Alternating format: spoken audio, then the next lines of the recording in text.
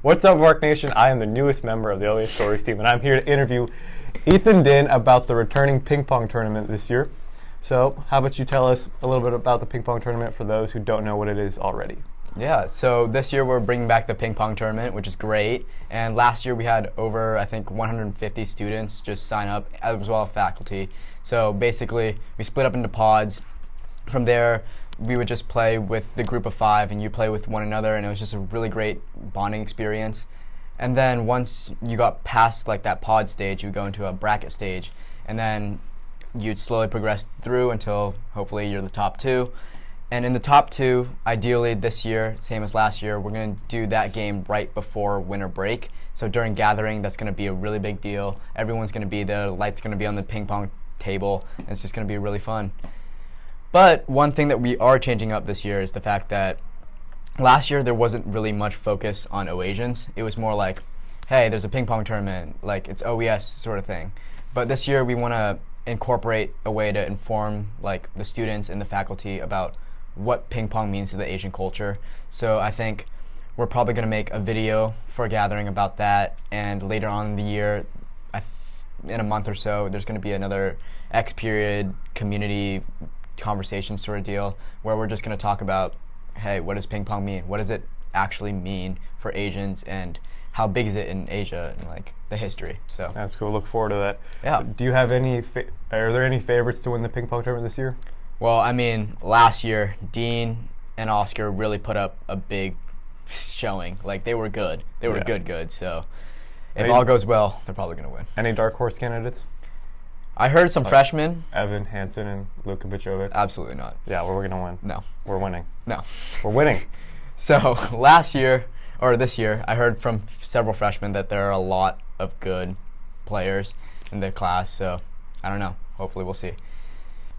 So as an OASIAN leader, what do you think the effect of like the ping pong tournament has on the OES community as a whole?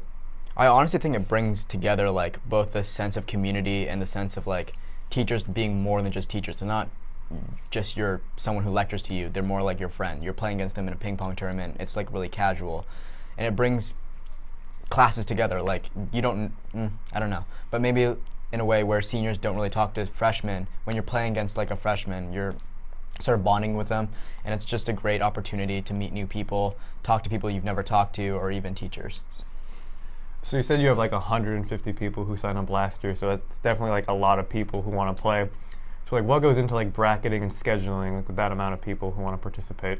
Well, it's pretty difficult. This year, so far, we only have like 60 students and faculty, but ideally we're going to have more. So at first, we're again going to put people into pods, so probably pods of 5, and within a pod, every single person or every single group plays another group. Yeah. So at the very end, the top 2 move on to the brackets, like later on.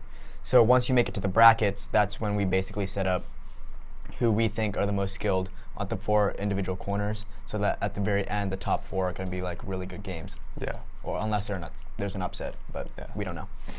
So it's pretty difficult. It's a lot of time put into figuring out who should be matched up with who, skill level wise, so we don't like pair up really good teams in the early stages.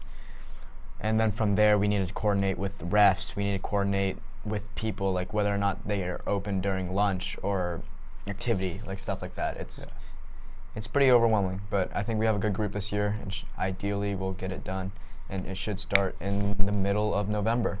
Middle of November. Keep your eyes open. All right. So sports is like a big thing for OES. Like you have like cross, basketball, soccer, all these different things.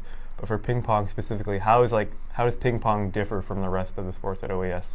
I mean, sports at OES are more like a competitive thing. Like you're committing to an organization, whereas ping pong is just more like a casual. You're just here to have fun. There's not really like that pressure to do well, perform well. It's just you're talking to new people, you're having fun. So except when you get to the finals and everyone's watching you. Yeah, well, you're not making it there. So. I'm making it there. All right. Well, thank you, Ethan, for coming here and chopping it up with me about the ping pong tournament, and I look forward to beating you. No, you won't. I will beat you. Thank you.